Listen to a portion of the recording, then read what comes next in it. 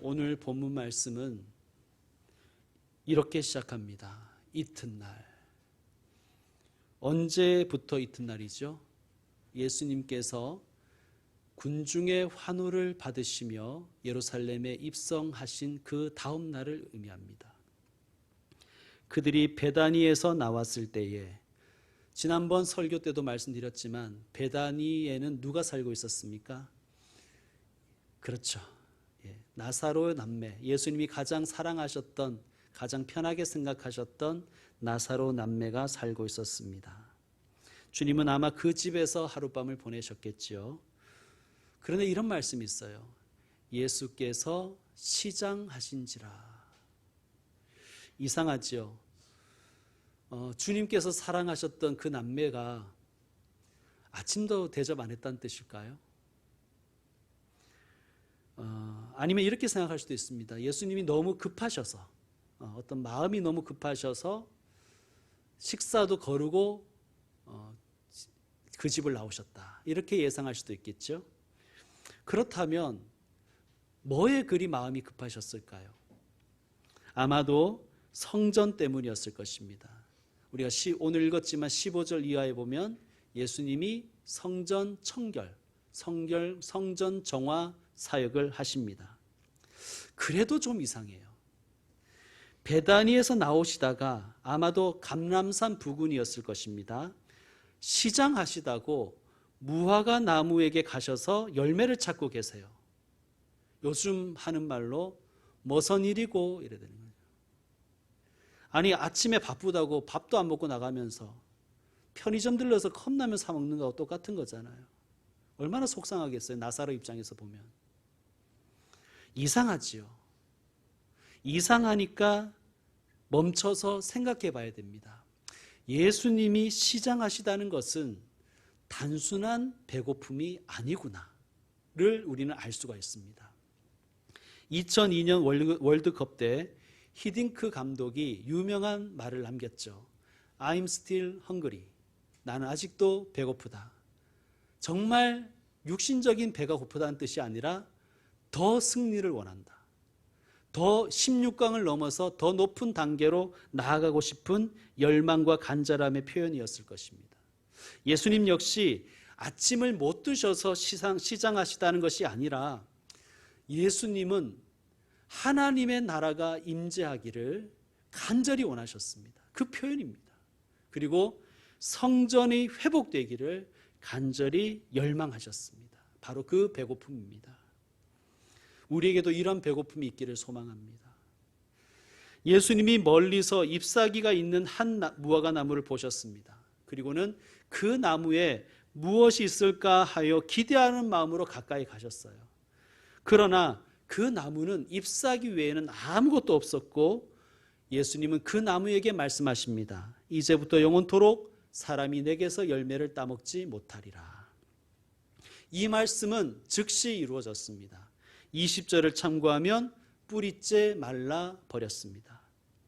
의문점이 있어요.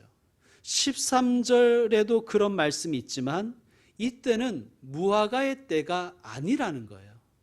무화과철이 아니었다는 거예요. 무화과철도 아닌데 무화과 없다고 그 나무를 21절 베드로의 표현대로 저주를 하셨다는 것이 이해가 안 됩니다. 그런데 이스라엘의 무화과의 특징을 알면 조금 이해는 됩니다. 이스라엘의 무화과는 우리나라와 좀 다르다 그래요. 이스라엘의 무화과는 1년 중에서 10달 정도를 열매를 맺는다고 합니다. 첫 번째 열매는 겨울이 지나고 4월경이 되면 잎이 나기 시작하고 그때 처음 열매를 맺는데요. 그리고 6월쯤이 되면 또 한 번 열매를 맺는답니다. 그리고 8월에서 10월 사이에 가장 좋은 열매를 맺게 되는데 이때가 바로 무화과의 철이라고 우리가 부르는 것입니다. 무화과의 때.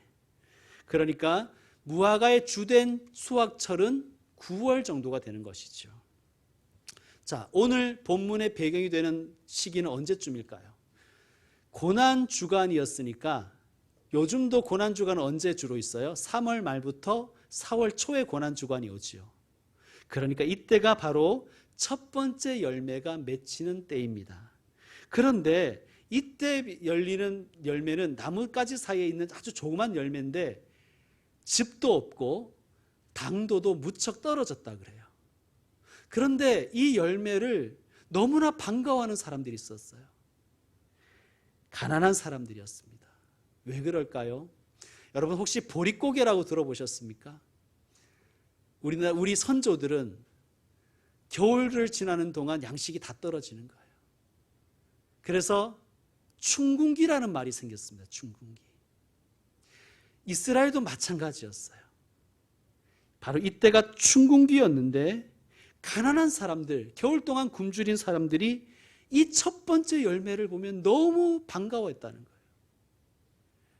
맛이 없는 열매라서 아쉬움은 있었겠지만 사람들에게 기쁨을 주는 열매였습니다. 또한 무화과라는 이 무화과 나무는 이스라엘을 상징하는 나무였어요. 우리나라를 상징하는 진달래처럼 말이죠.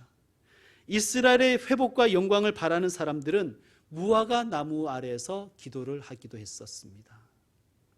자, 열매 없는 무화과 나무는, 가난한 사람들에게 줄 열매가 없는 무화과 나무는 가난한 사람들을 무시했던 당시의 성전을 상징합니다. 그리고 이 무화과 나무는, 열매 없는 무화과 나무는 하나님을 배반하여 하나님께 심판받은 이스라엘을 상징하는 것입니다. 그리고 오늘날 하나님을 떠난 하나님의 백성들을 상징합니다. 도탄에 빠진 백성들을 돌보지 않는 권력가들과 종교 지도자들과 성전을 상징하는 것입니다. 당시의 예루살렘 성전도 너무나 화려했습니다.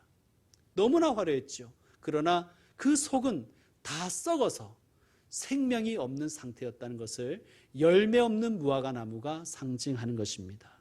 자, 14절에서 예수님의 저주를 받은 무화과 나무가 20절에 말랐지요. 그 사이에 어떤 사건이 나옵니까? 성전 청결, 성전 정화 사건이 나오는 거예요.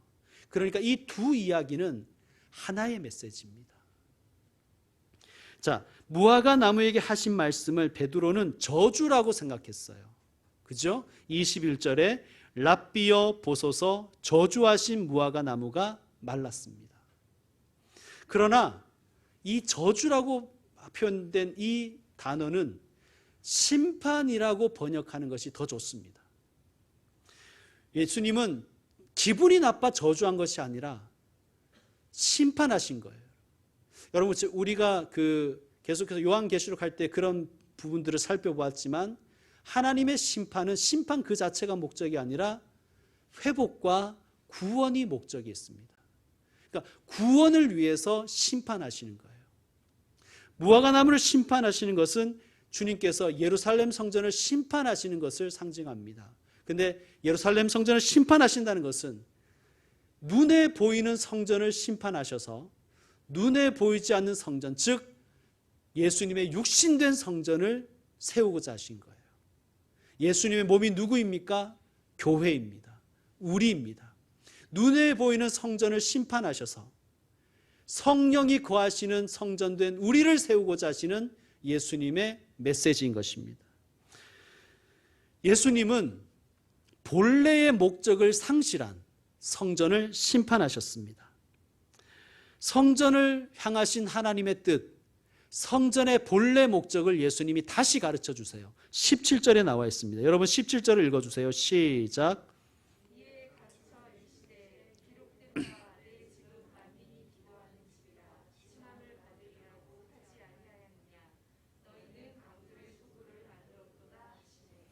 아멘. 내 집, 이렇게 표현하시잖아요. 여러분, 성전을 향하신 하나님의 애정과 기대가 충만하게 느껴집니다. 내 집.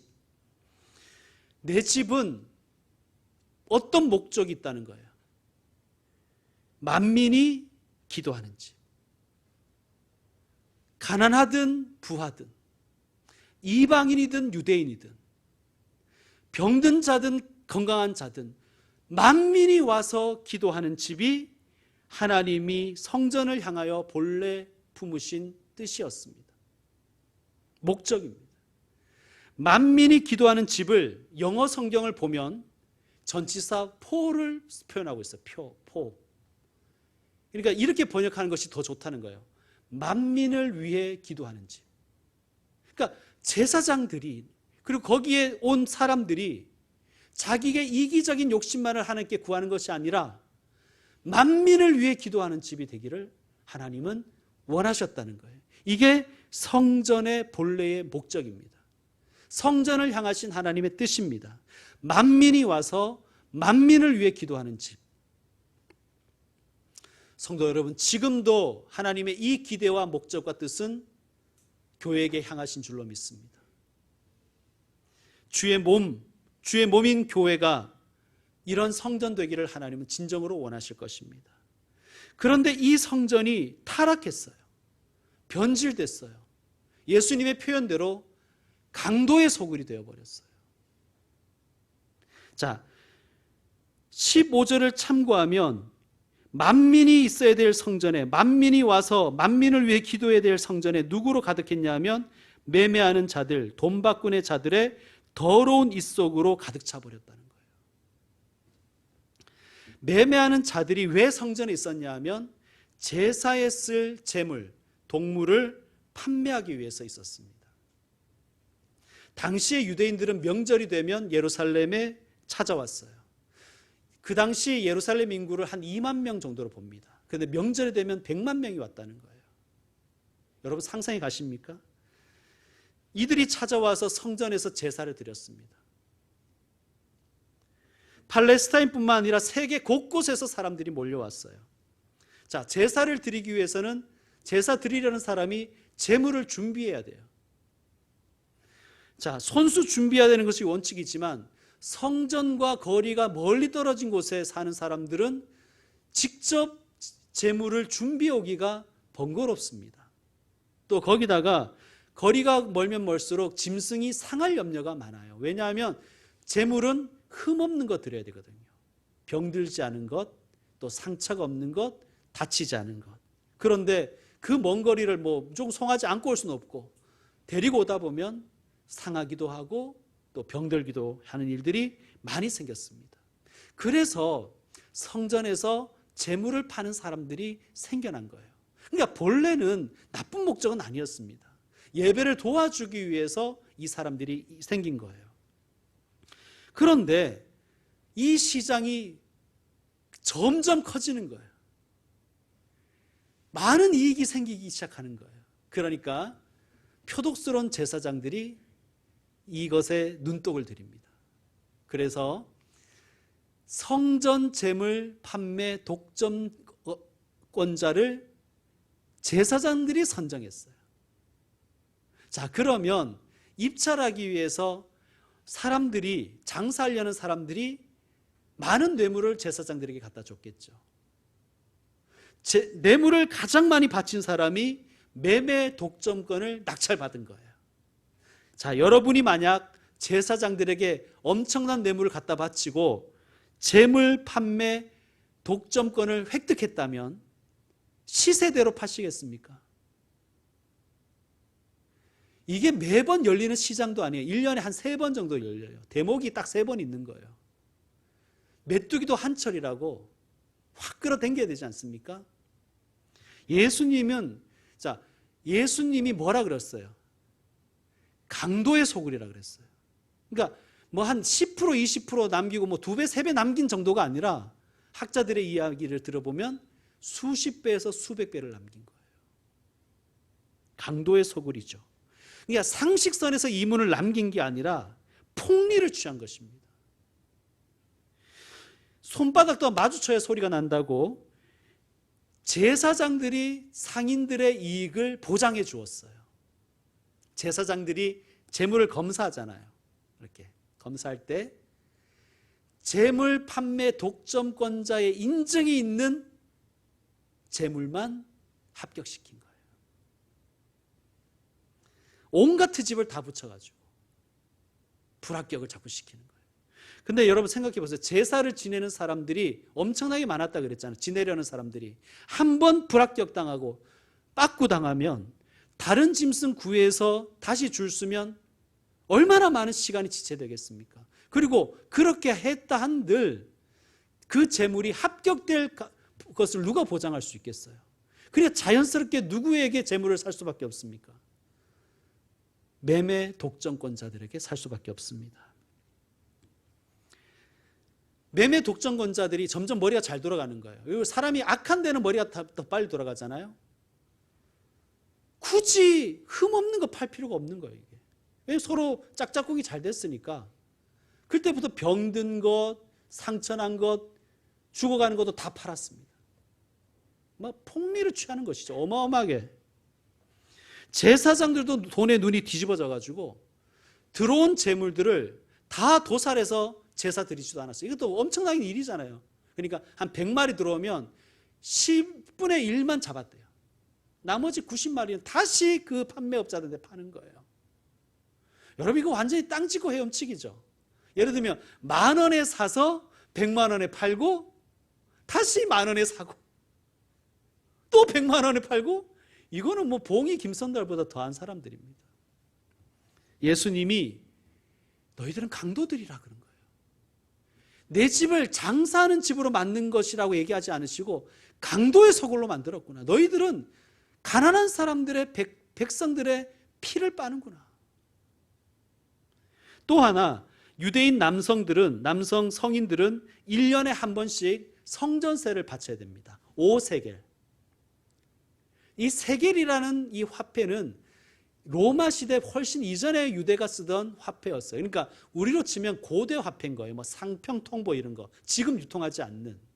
당시에는 로마 시대였기 때문에 데나리온이라는 화폐를 썼습니다. 은전이에요. 성전세를 바칠 때 세겔로만 바치게 한 거예요. 핑계는 있어요. 아주 이유는 좋습니다. 로마의 동전 데나리온에는 황제의 형상이 있다. 하나님께 형상 있는 것을 바쳐서는 안 된다. 그러니까 말이 되잖아요.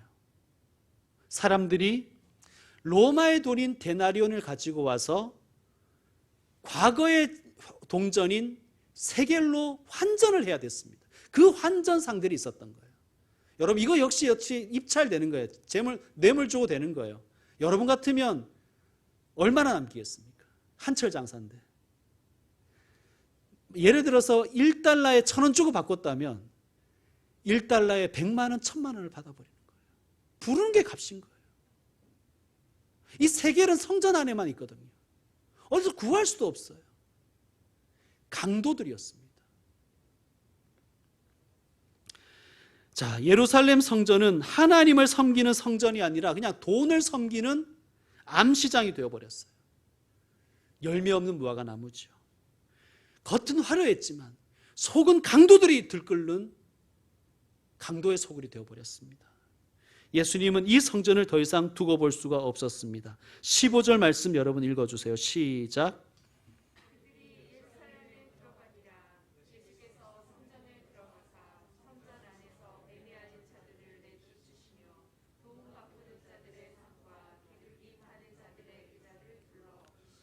아멘. 왜 이렇게 하셨을까요? 너무 과격하잖아요. 이게 스타일로도 될 텐데, 얘들아 그러면 안 되지 않느냐 이러도 되는데 왜 이렇게 예수님 왜 이렇게 과격하게 하셨을까요?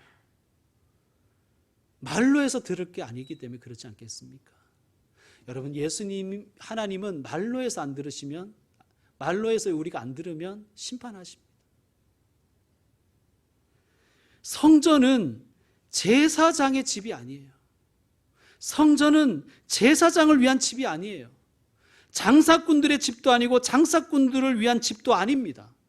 성전은 하나님의 집이고 하나님을 위한 집이며 만민의 집이고 기도하는 사람들의 집이고 만민을 위해 기도하는 사람들의 집인 거예요.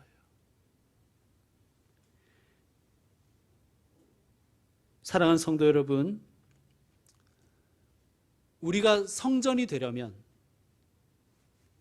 내가 하나님의 집임을 분명하게 인식해야 됩니다. 하나님을 모시고 살아야 되는 거예요.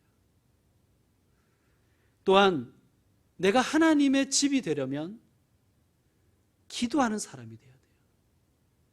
그리고 내가 하나님의 집이 되려면 만민을 위해 기도하는 사람이 되어야 됩니다. 기도는 개인의 욕망을 하나님과 거래하는 시간이 아니에요. 기도는 하나님과 교제하는 시간이라고 되어 있죠. 기도를 히브리어로 할랄이라고 합니다. 팔랄. 팔랄이라는 것은 무슨 뜻이냐면 판단하다는 뜻이에요. 자, 누구의 판단일까요?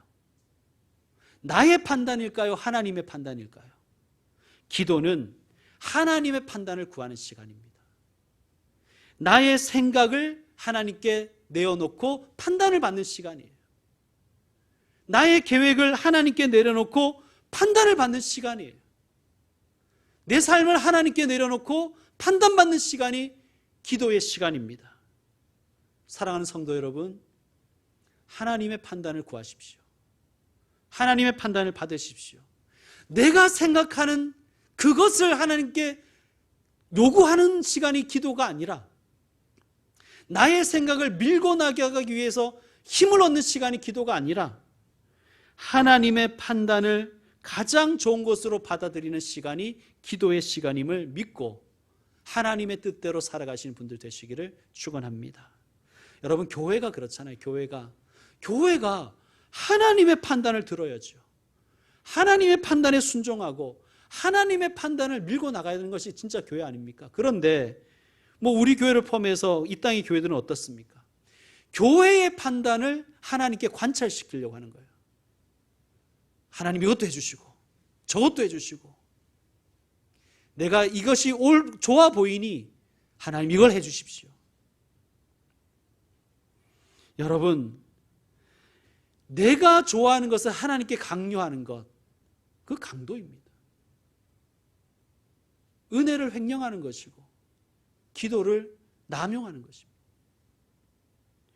여러분, 이 시대 이 땅의 교회들을 우리는 반성해야 될 것입니다. 자기의 뜻을 하나님의 뜻인 양 착각하고 또 자기의 욕망을 마치 하나님의 뜻인 것처럼 그렇게 거짓으로 밀고 나가는 교회들, 그러한 성직자들이 얼마나 많습니까? 입만 무성한 무화과 나무와 같습니다. 강도의 소굴이라고 책망받았던 예루살렘 성전과 다를 바가 없습니다. 하나님의 뜻을 받드는 교회, 하나님이 기뻐하신 열매를 맺는 성도가 되기를 소망합니다. 자, 그렇다면 열매 맺는 성도 누구일까요?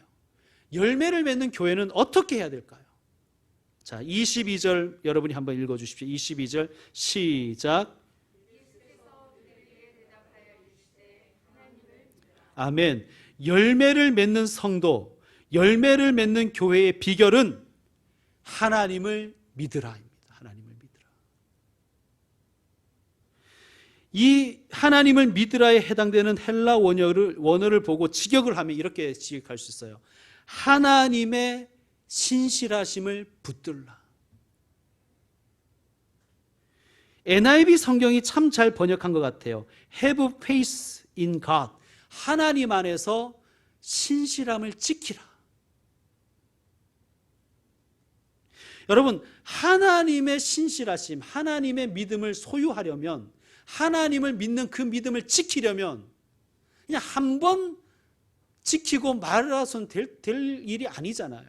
이 말씀은요, 지속적으로 계속해서 하나님을 믿고 붙들고 소유하라는 거예요.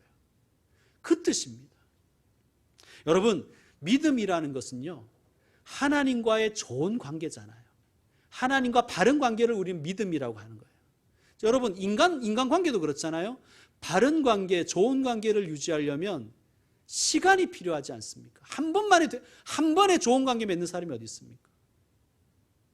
하나님과 좋은 관계, 하나님과 바른 관계를 이 약한 우리가 맺으려면 지속적으로, 계속적으로 믿음을 붙들고 하나님의 신실하심을 의지해야 되는 거예요. 하나님을 믿으라. 하나님의 믿음을, 하나님의 신실하심을 지속적으로 붙들라. 하나님을 믿는 믿음을 계속 유지하라. 열매 맺는 성도의 비결입니다. 23절도 읽어주세요. 23절 시작.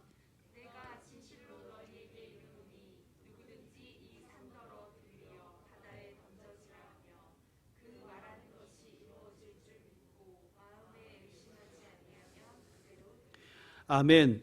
이 말씀은 불가능한 걸 기도하라는 그런 의미가 아닙니다. 여러분, 이 말씀을 자칫하면 오해할 수가 있어요. 제가 신학생 시절에 어떤 교회를 방문한 적이 있어요. 반포에 있는 교회예요. 여러분도 그 반포에 가시면 볼 수 있는 아주 큰 교회입니다. 신대원생들은 노회의 지도를 1년에 한 번씩 받아야 됩니다. 이걸 신학 계속 청원이라고 그럽니다. 당시 저는 용천 노회에 소속되어 있었고 1년에 한 번 모이는 그 신학 계속 청원을 위해서 이 교회를 방문한 적이 있습니다. 좀 이렇게 부유한 노회는 신학 계속 청원자들에게 식사도 대접하고 또 이렇게 도서비도 좀 주고 그런 행사를 했었습니다. 그때 그 교회를 방문했을 때 그 교회 목사님이 모인 신학생들에게 그러니까 좋은 뜻에서 기도 열심히 하라. 그리고 그런 의미에서 이제 말씀을 하나 해주셨는데 이 본문과 관계된 말씀이었어요. 이 목사님 그 교회가 있는 곳에 원래 그 교회가 그 신림동 쪽에 있었던 것 같아요. 그런데 그 앞에 큰 산이 있었습니다.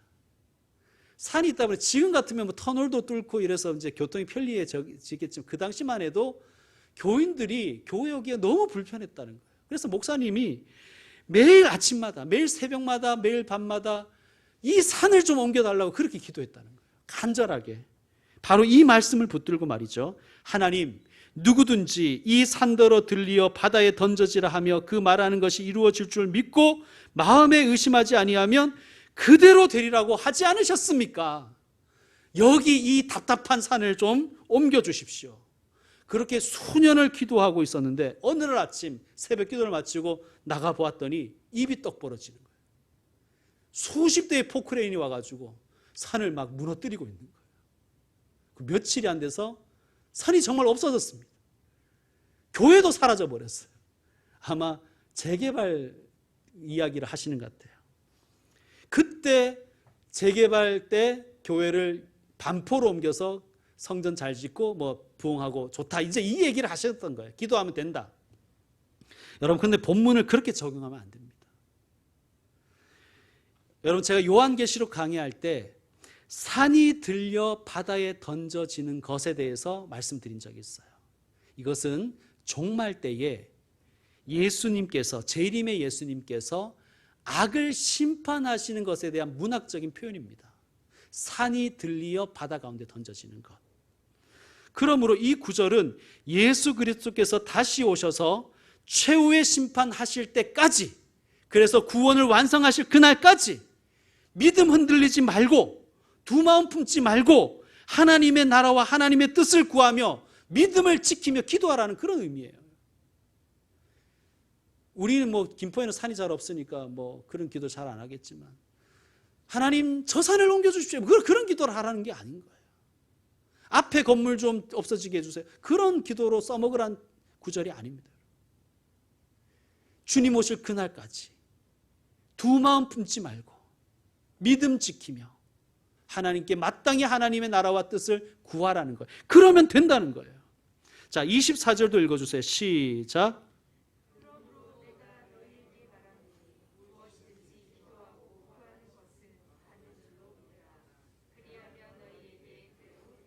아멘. 자, 여기에서 무엇이든지 기도하고 구하라는 거예요. 기도하고 구하라. 기도가 뭐라 그랬어요, 여러분? 기도는 하나님의 뜻의 판단을 받는 거예요. 하나님의 뜻을 품는 시간이에요. 내 생각 내려놓고 하나님의 판단을 받고 하나님의 뜻을 내 마음에 품는 거예요. 그러면 기도하는 사람은 누구의 뜻을 알게 되는 거예요? 하나님의 뜻을 알게 돼야 진짜 기도인 것입니다.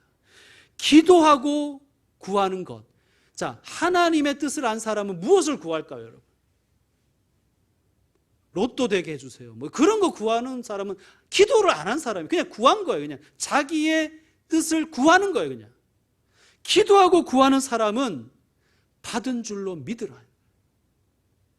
그리하면 너희에게 그대로 되리라.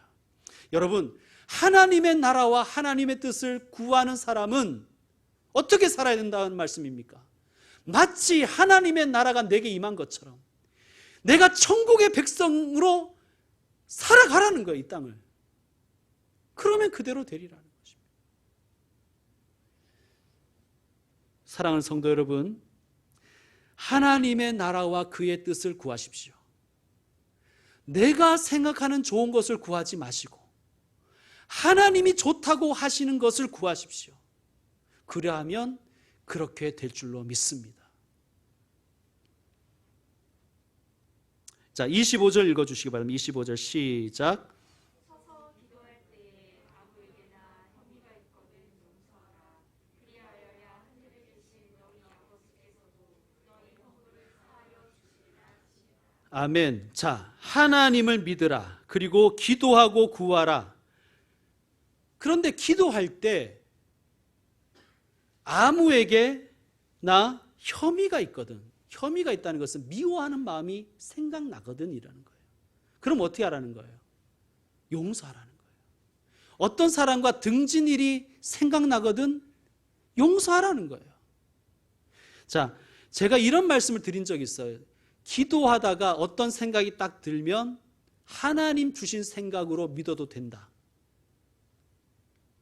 여러분, 기도 중에 뭐 나쁜 생각 들겠습니까? 진짜 제대로 기도했다면, 하나님의 판단을 구하는 기도를 드렸다면 정말 나쁜 생각할 사람이 있겠습니까? 웬만하면 좋은 생각이겠죠. 자, 기도를 하고 있었어요. 하나님의 뜻을 구하고 있었어요.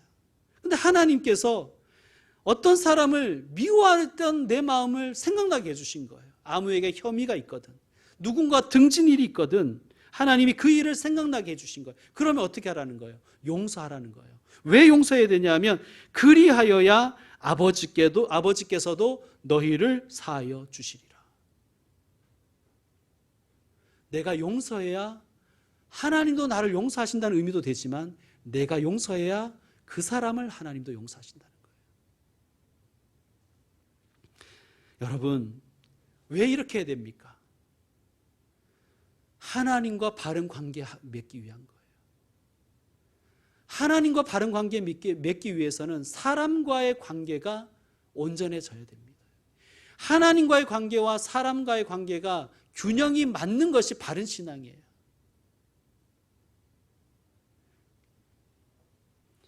그런데 여러분, 우리가 여기에서 용서라는 이 말을 우리는 아주 가볍게 생각해서는 안 돼요. 내 용서할게? 너 왜 용서 안 해? 이런 게 아니에요. 아까도 말했지만 우리가 용서해야 하나님도 그 사람을 용서하세요. 여러분, 하나님이 우리를 용서하기 원해서 누구를 십자가에 돌아가게 하셨습니까? 예수님을 죽이셨잖아요. 대가를 치르신 거예요. 그러니까 참된 용서는 뭐냐 하면 그 사람이 죄의 값을 치르게 하는 게 진짜 용서인 거예요. 그 사람이 죄의 값을 치를 수 있도록 그 사람에게 죄의 문제를 지적해 주는 것이 용서의 시작입니다. 내 마음 편하려고 용서할게 없던 걸로 해, 없던 거. 이건 용서가 아니에요. 그냥 값싼 용서예요. 값싼 용서. 그 사람은 뭘 용서하는지도 모르고 그냥 미안해. 아니, 뭐가 미안한데? 그냥 미안해. 그게 미안한 게 아니잖아요. 그게 내 마음 편하자고 하는 거잖아요. 여러분, 용서는요 죄값을 치르게 하는 것입니다.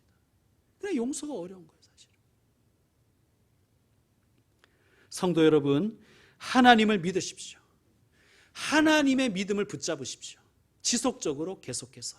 그리고 기도하고 구하십시오. 기도하고 구할 때 인간관계에서의 문제가 여러분께 생각나거든 용서하십시오. 그것이 열매 맺는 삶의 비결입니다. 이제 말씀 정리하겠습니다. 이번 주 설교를 준비하면서 이런 생각이 들었어요. 인생은 브레이브걸스처럼. 여러분, 브레이브걸스를 좀 아십니까? 롤린이라는 노래가 역주행했습니다. 저는 롤린의 역주행을 보면서 은혜를 받았어요. 제가 실망할 때가 많았거든요. 나는 왜 이렇게 열매가 없을까? 내 삶에는, 내 사역에는 왜 열매가 없을까? 이 실망되고 좌절할 때가 있더라고요. 그런데 브레이브걸스의 역주행을 보면서 은혜를 받은 거예요. 비록 내 삶에 내 사역에 열매 없을지라도 실망하지 말자. 내가 할 일은 씨를 뿌리고 물을 주고 하나님의 때를 믿고 기다리는 것이다. 여러분, 혹시 인생에 혹은 학업에, 여러분의 사역에, 여러분의 직장의 사업에 열매가 없으십니까? 실망하지 마십시오. 좌절하지 마십시오. 열매가 없다고 있는 척도 하지 마십시오. 언젠가 반드시 우리에게 열매를 안겨주실 것입니다. 지금 비록 힘들더라도, 앞이 보이지 않더라도 하나님을 믿고 우리 정도를 지켜 나가십시다. 그리고 하나님이 원하시는 뜻을 힘들지만 실천해 나가십시다. 반드시 때가 있을 것입니다. 열매 맺게 하실 주님을 믿고 신실하게 살아가는 저와 여러분 되기를 주의 이름으로 축원드립니다. 기도하겠습니다. 사랑의 주님, 우리와 이 땅의 교회를 향하신 주님의 갈증, 주님의 시장하심을 우리가 공감하기 원합니다. 우리의 삶에 주님이 기뻐하시는 열매가 있기를 원합니다. 우리 교회가 주님이 기뻐하시는 열매를 주님 품에 가득 안겨드리길 원합니다. 하나님의 신실하심을 붙들게 하옵소서. 두 마음을 품지 않게 하여 주옵소서. 형제와 이웃을 용서하며 하나님의 사람으로 설 수 있도록 도와주게 하여 주옵소서. 그 자체가, 그렇게 사는 삶 그 자체가 우리의 열매인 줄로 믿습니다. 예수님의 이름으로 기도드립니다. 아멘.